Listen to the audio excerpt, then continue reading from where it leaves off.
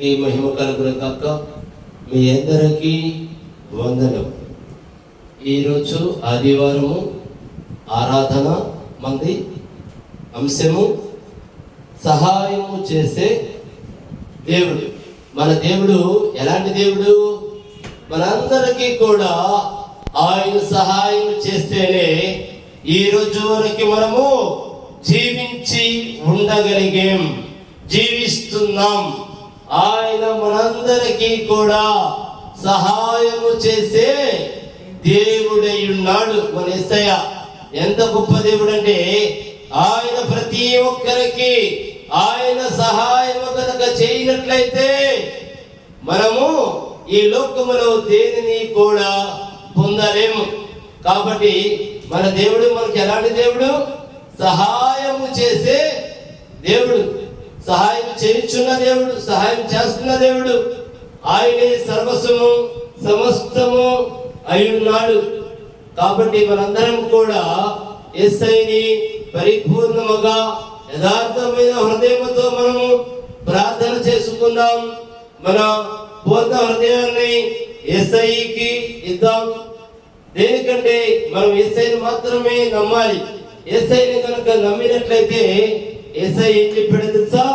నన్ను నమ్మితే నా మహిమను చూస్తారు అన్నాడు. దేనికంటే మనం ఆయన మహిమను చూడాలంటే మనం ఏం చేయాలి?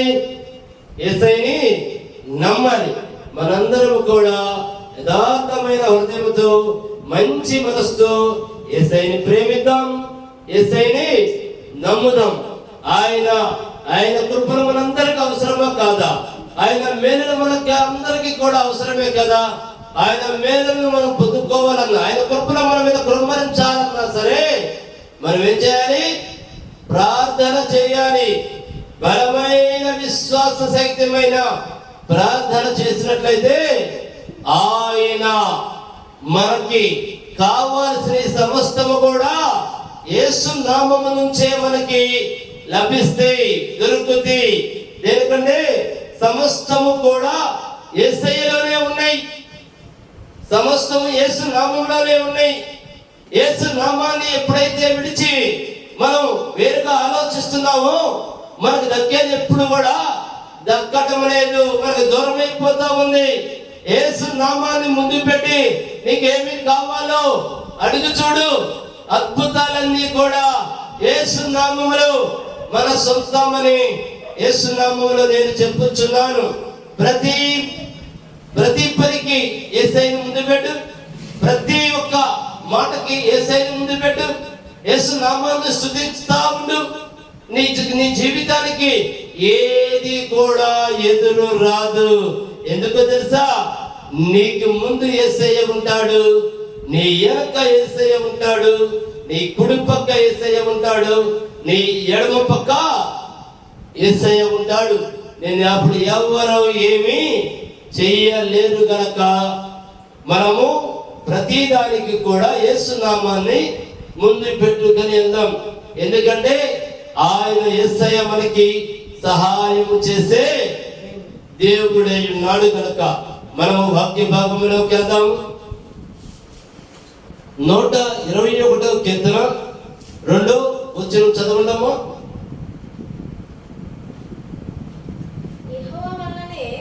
యెహోవా వలననే నాకు సహాయము కలుగును. ఆయన భూమి ఆకాశములను సృజించిన వాడు. ఒక్క నిమిషం అమ్మా. ఎవరి వల్ల మనకు సహాయం కలుగుతుంది? యెహోవా వలనే నాకు సహాయం కలుగును అని నేను చెప్పటల్లా. దయచేసి మీరు బైబిల్ పట్టుకొని బైబిల్లో ఈ రిఫరెన్స్ ఒక్కసారి చదవండి. 121వ కీర్తన 2వ వచనం చదవండి. ఏమని దేవుడు మనతో మాట్లాడుతున్నాడో మీకు అర్థమవుతుంది.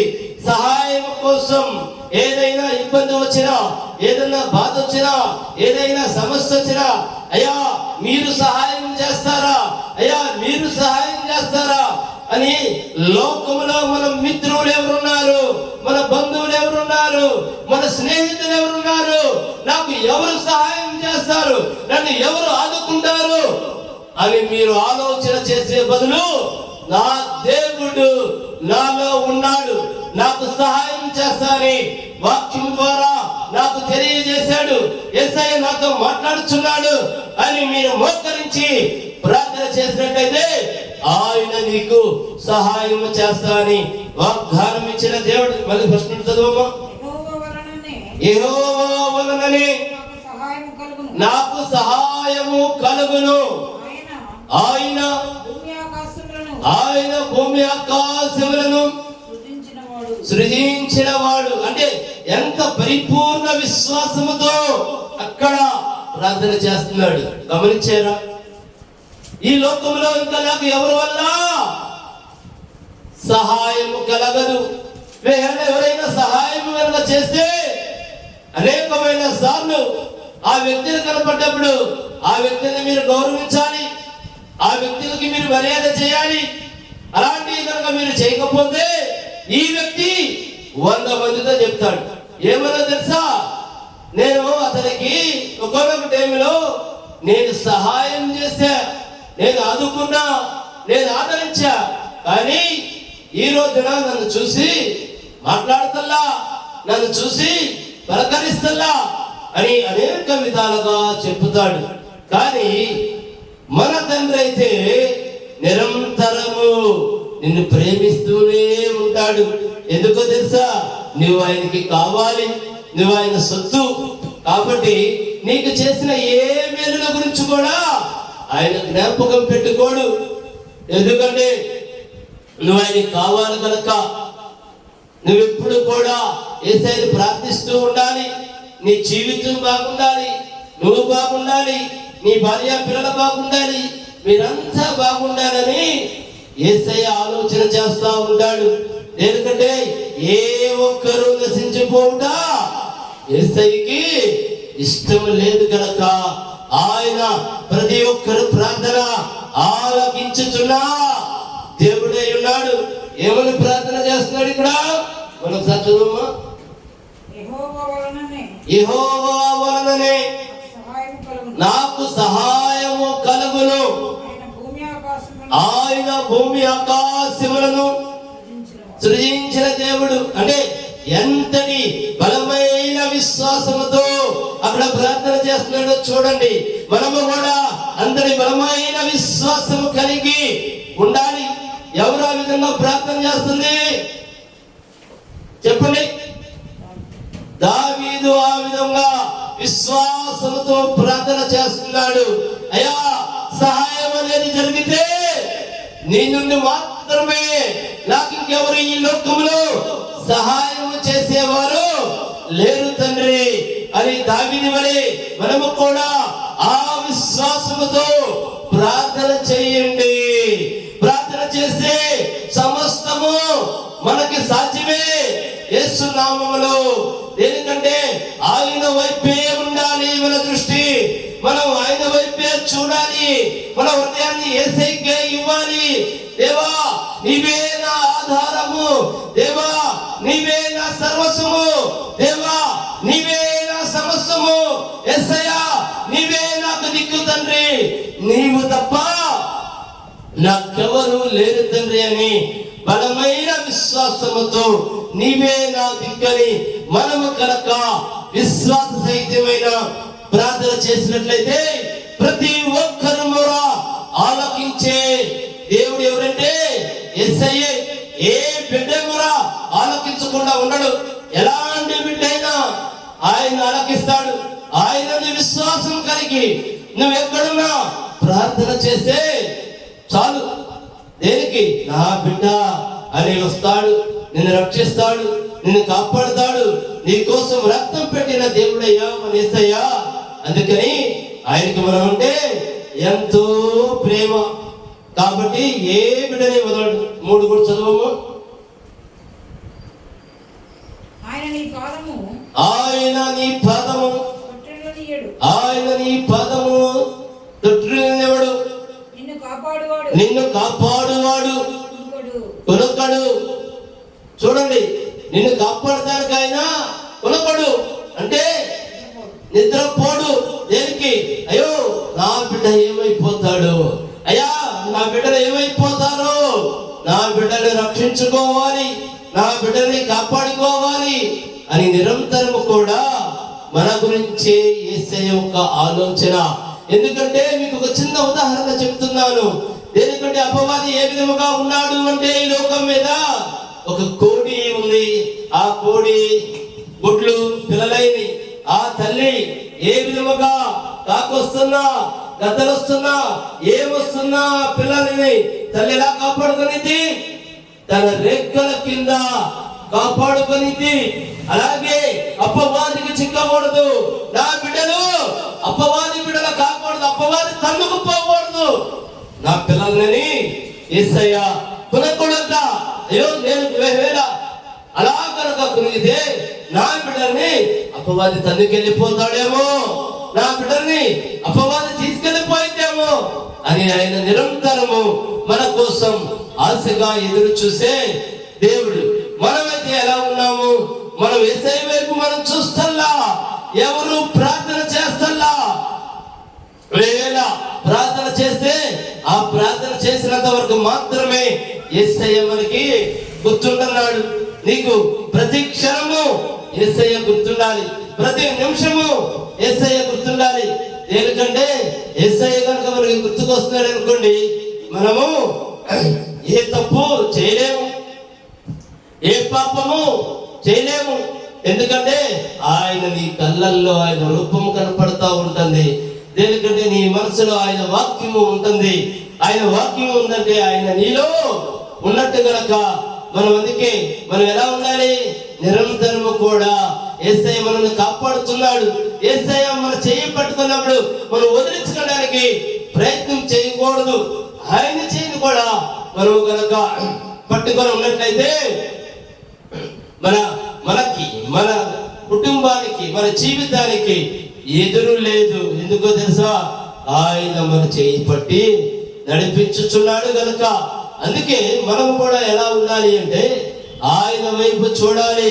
నిరంతరము కూడా యేసయ్యా నీవే నా ఆధారము తండ్రి, యేసయ్యా నీవే నా జీవము, నీవే నా ప్రాణము దేవా అని మనము కూడా ప్రార్థించుకుంటూ ఉండాలి హృదయంలో. అప్పుడు ఏం జరుగుతుంది? ఆయన దేవదూతలని చుట్టూ కాపలా ఉంటారు. దేనికంటే నిన్ను ఏ కాకులు తన్నికెళ్ళకుండా, నిన్ను ఏ గద్దలు తన్నికెళ్ళకుండా, అంటే ఏ అపవాది నీ మీదకి రాకుండా నీ చుట్టూ యేసయ్య ఎవరిని కాపలా ఉంచుతాడు తెలుసా? దేవదూతల్ని కాపలా ఉంచుతాడు. ఇతను మా బిడ్డ, ఇతను జోలికి వస్తే యేసయ్య ఊరుకోడు అని దేవదూతల్ని కాపలా ఉంచుతాడు. మనకి ఏ అపాయము రాకుండా యెహోవా నిన్ను కాపాడును. అందుకే మనం ఎలా ఉండాలి? మన యేసయ్య అంటే భయభక్తులు కలిగి ఉండాలి. మన యేసయ్య అంటే ప్రేమ కలిగి ఉండాలి. ఎందుకంటే మన దేవుడు ప్రేమించే దేవుడు. మనం ఎలా ఉండాలి? మనము కూడా ఇతరులని ప్రేమించేవారుగా ఉండాలి. మనం ఎవరి మీద కక్ష పెంచుకోకూడదు, మనం ఎవరి మీద పగ సాధించకూడదు, మనం ఎవరి మీద కుట్రాలుగా ఉండకూడదు, ఎవరి మీద కుళ్ళుగా ఉండకూడదు. ఎందుకంటే ఈ నాలుగిట్లో మీరు ఏ చేసినా మీరు యేసయ్యకి దూరం అవుతారని గమనించండి. ఎందుకంటే మన యేసయ్య యథార్థమైన దేవుడు, మన యేసయ్య ప్రేమ కలిగిన దేవుడు, మన యేసయ్య కృప కలిగిన దేవుడు. నీ హృదయంలో ఏముందో ఆయన చూచుచున్నాడు అని నువ్వు భయపడు. ఎందుకంటే హృదయ రహస్యములు తెలిసిన దేవుడై ఉన్నాడు. ఆయనకి సమస్తము సర్వ సృష్టిని సృష్టించిన దేవుడై ఉన్నాడు. నీ మనసులో ఏముందో యేసయ్యకి తెలియదా? మిగతా వాళ్ళకి తెలియకపోవచ్చు, కానీ నీ ఆలోచన అంటే యేసయ్యకి తెలియదా? మిగతా వాళ్ళకి తెలియకపోవచ్చు. అందుకే మనం ఎప్పుడు కూడా ఇతరులకి మేలు చేయకపోయినా పర్వాలా, దయచేసి కీడు మాత్రం మీరు చేయొద్దు. దేవుడి దృష్టికి దూరం అవ్వద్దు. ఎందుకంటే చెడ్డ తలంపులు కలిగిన వారు యేసయ్య రాజ్యానికి వారసులు కాలేరు కారు కూడా. మంచి హృదయం కలిగి ఉండాలి. మన జీవితంలో ఏదైనా పాపాలు తప్పులు కనుక చేసి ఉన్నట్లయితే ప్రార్థన చేసుకోవాలి. యేసయ్యా నేను అనేకమైన పాపాలు చేశాను, యేసయ్యా నేను అనేకమైన తప్పులు చేశాను, నన్ను క్షమించండి. ఈ సృష్టిలో నీ పాపాలు క్షమించగలిగిన వాడు యేసయ్యే. ఈ సృష్టిలో నీ తప్పులు తీసివేయగలిగిన వాడు యేసయ్యే. ఈ సృష్టిలో నిన్ను ప్రేమించగలిగిన వాడు కూడా యేసయ్యే. ఆయన తప్ప ఇంకా ఎవరూ లేరు. నీ పాపములను కడిగేస్తాడు, నీ శాపాన్ని కొట్టివేస్తాడు. నిన్ను ఆయన రక్తంతో కడుక్కొని ఆయన హృదయానికి హత్తుకునే దేవుడు ఎవరంటే యేసయ్య మాత్రమే. అందుకే మనం ఎప్పుడు కూడా యేసయ్యని ప్రేమించాలి. 4వ వచనం కూడా చదువు. ఇశ్రాయేలుని కాపాడువాడు కొనకడు నిద్రపోడు. యెహోవాయే నిన్ను కాపాడువాడు. యెహోవాయే నిన్ను కాపాడువాడు. చూడండి ఎట్లా ఉందో వాక్యము.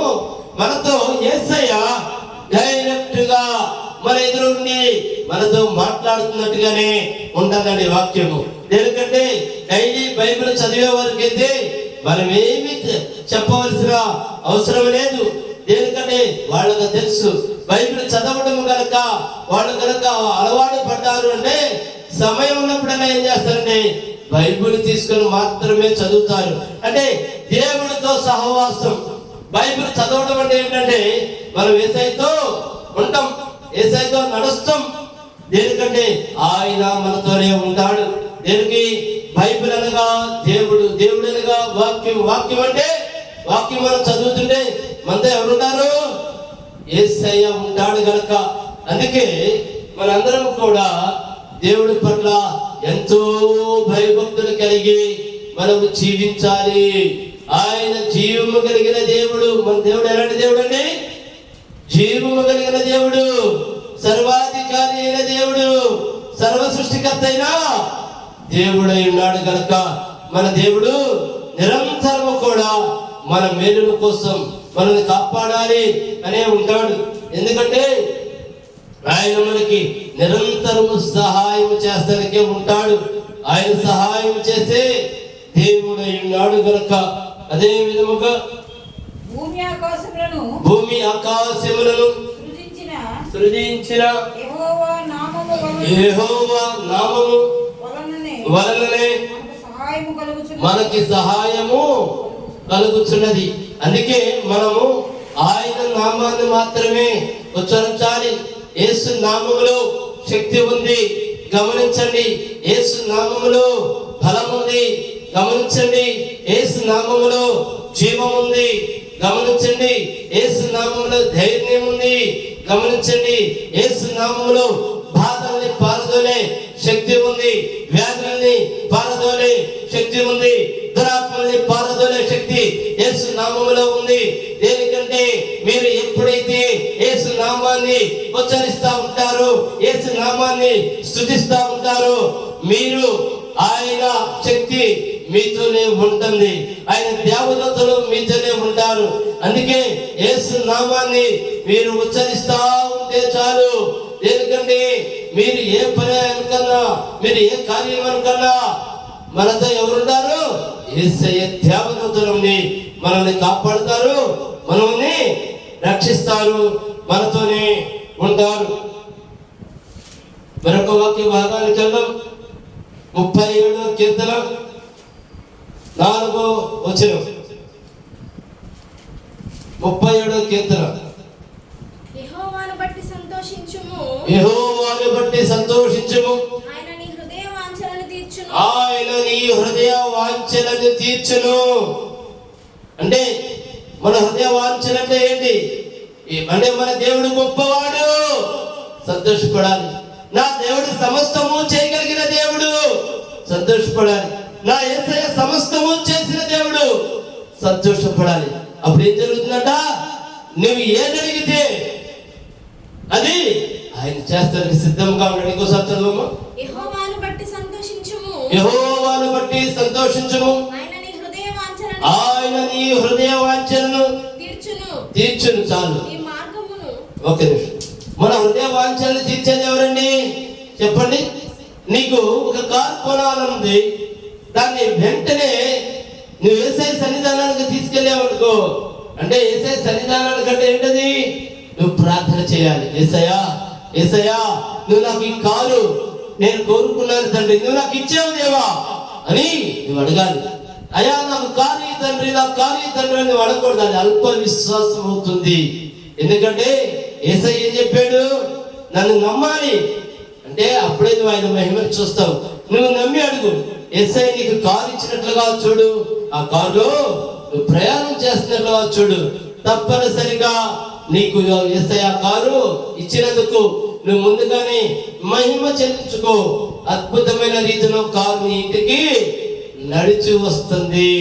మన హృదయ వాంఛలు తీర్చే దేవుడు అంటే నీ కోరిక మంచిదయ్యి నువ్వు కనుక ప్రార్థనలో పెట్టి యేసయ్యని అడిగినట్లయితే నీకు తప్పక యేసయ్య ఇస్తాడు, ఇచ్చాడు అని నువ్వు నమ్మాలి. చదవమ్మ, ముందుకెళ్ళు. నీ మార్గమును నీ మార్గమును యెహోవాకు అప్పగింపుము. నీ మార్గమును యెహోవాకి అప్పగింపుము. నీవు ఆయనను నమ్ముకొనుము. నీవు ఆయనని నమ్ముకొనుము. ఆయన నీ కార్యము నెరవేర్చును. ఆయన నీ కార్యము నెరవేర్చును. నీ కార్యం నెరవేర్చేది ఎవరండి? నువ్వెవరు నమ్ముకోవాలి? మనమైతే యేసయ్యని నమ్ముకోట్లా. ఒక మంచి ఉన్నతుడు ఉన్నాడు అనుకోండి, అతను నమ్ముతాం. ఒక మంచి రాజకీయ నాయకుడు ఉన్నాడు అనుకోండి, ఆయన నమ్ముతాం. మనం ఎప్పుడు కూడా యేసయ్యని గముఖ్యని నమ్మలేము. ఎందుకో తెలుసా? ఈ మనుషులంటే మన ఎదురుంటారు, వాళ్ళతో నీ బాధ చెప్పుకోవచ్చు అని మనకంటాం. కానీ ఈ మనుషులు ఎన్నడూ కూడా నీ బాధలు తీర్చగలిగే దేవుడు కాదు. కానీ నీ బాధను తీర్చగలిగింది ఎవరో తెలుసా? యేసయ్య. నిన్ను నీ మనసులో కోరికల్ని వినేది ఎవరో తెలుసా? యేసయ్య. ఎందుకంటే ఆయనకి తెలుసు. ఆయనకి ఏం తెలుసు? నీ హృదయ రహస్యములు తెలిసిన దేవుడు. ఆయన తీర్చగలిగిన దేవుడై ఉన్నాడు కనుక ఆయన ఏం చేస్తాడంటే నీ ఆలోచన యావత్తు సమస్తము ఆయనకి తెలిసి. ఇంకోసారి చదవమ్మా.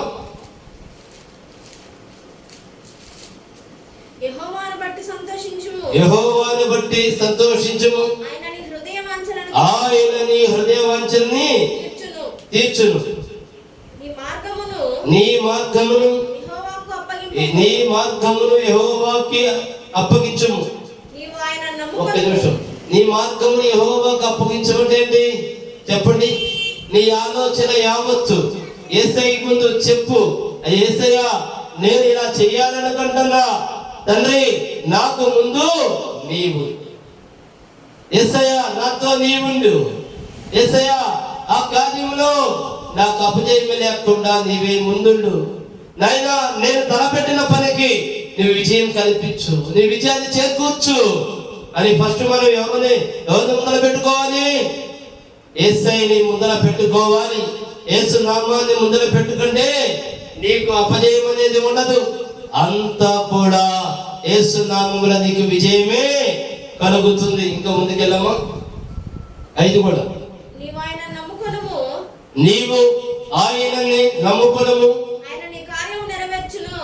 ఏముంటుందండి ఇక్కడ? నువ్వు నన్ను నమ్ముకో. నువ్వు నమ్ముకుంటే ఏం జరుగుతుంది? కార్యము నెరవేర్చబడుతుంది. కార్యం నెరవేర్చుకుంటే ఏంటి?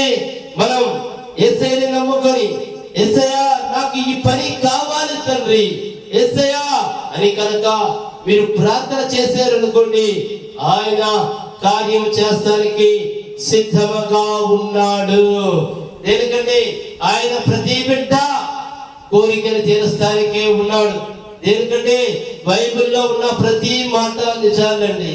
వాక్యంలో ఉన్న ప్రతి ఒక్క ప్రార్థన, ప్రతి ఒక్క వాక్యము నిజమండి. అందుకే మనం ఇప్పుడు కూడా వాక్యమే చదవాలి.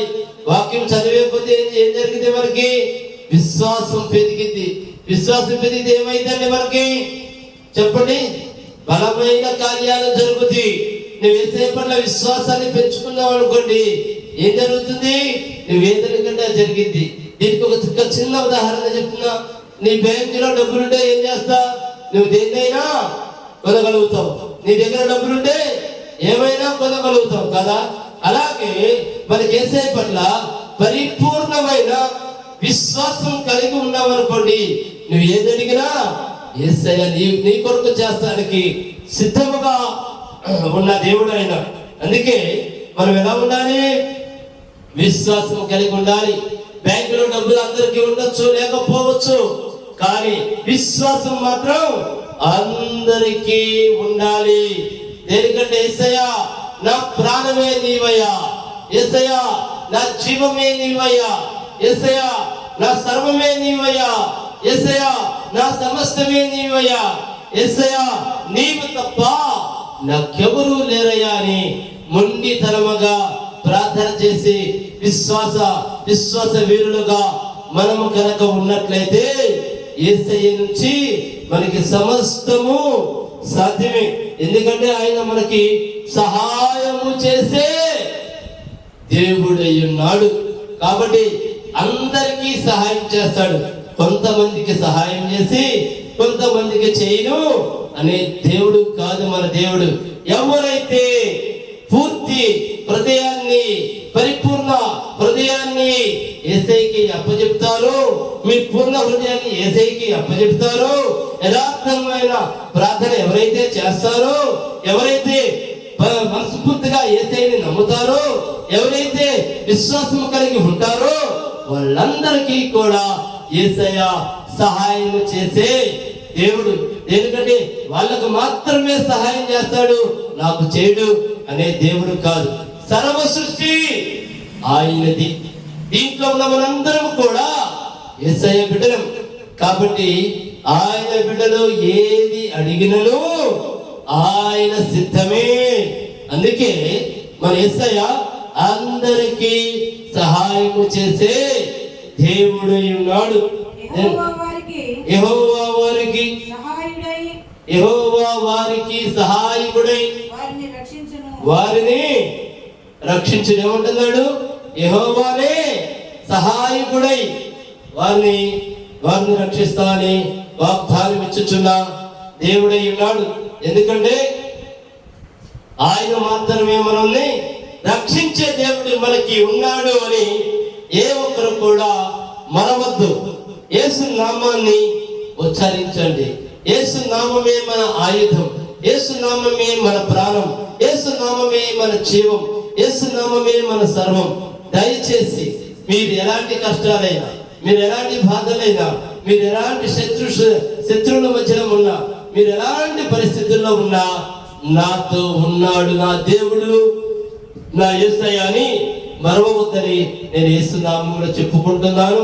ఈ రోజు మనం ఒక అంశం ఏమనగా సహాయం చేసే దేవుడు, అందరికీ సహాయం చేసే దేవుడు మన యేసయ్య ఉన్నాడని నమ్మమని నేను అడుగుచున్నాను. దయచేసి సమయం సరిపోకపోవడం వల్ల వాక్యమును ముగిస్తున్నాను.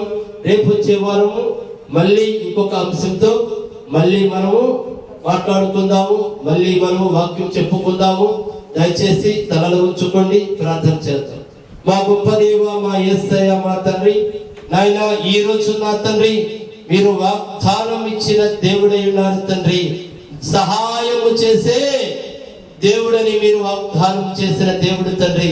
నాయన ఈ వాక్యం విన్న ప్రతి బిడ్డలకి తండ్రి సహాయం చేయమని అడుగుతున్నాను తండ్రి. నాయన నా తండ్రి మీ సన్నిధానానికి వచ్చిన ప్రతి బిడ్డకి నా తండ్రి సహాయం చేయమని అడుగుచున్నాను తండ్రి. నజరేయుడైన యేసుక్రీస్తు నామములో ప్రార్థించి అడిగి వేడుకొనుచున్నాను మా ప్రియ పరలోకపు తండ్రి. ఆమేన్, ఆమేన్, ఆమేన్. అందరికీ వందనం.